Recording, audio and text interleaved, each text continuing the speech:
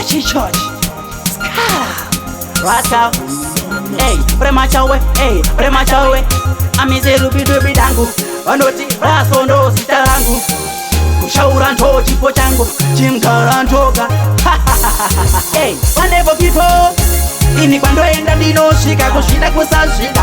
Anevo kifo ini kwando enda ndinoshika ndotenda rikudenga.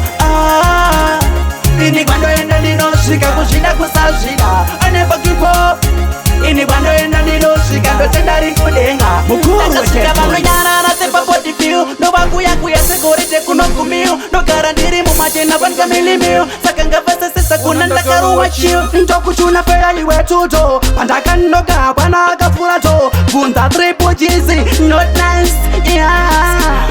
Hey, wanevo kipo ini kwando enda ndinoshika kushida kusashida. Anevo kipo ini kwando enda ndinoshika ndotenda rikudenga. Ini kwando enda ndinoshika kushida kusashida. Anevo kipo ini kwando enda ndinoshika ndotenda rikudenga. Mukuru weteka madara stress mutanzi ndizo zeka zine test vari kuyedza kundisapota chapachikwandiri havapasvike idenja. Ndine zvikiririri panikakele zviviro yangu zvinzi pekaita selef kune vanomaka vaterere machurungoma dzangu dzizere mutamsunsun. Hey, wanevo kipo ini kwando enda ndinosvika kuzvida kusazvida. Anevo kipo ini kwando enda ndinosvika ndotenda rikudenga.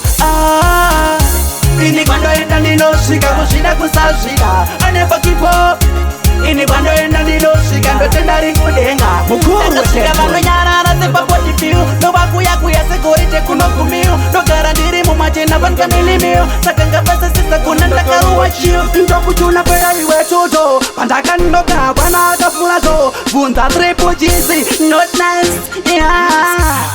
Hey, wanevo kipo ini kwando enda ndinoshika kuzvida kusazvida. Anevo kipo ini kwando enda ndinoshika ndotenda rikudenga.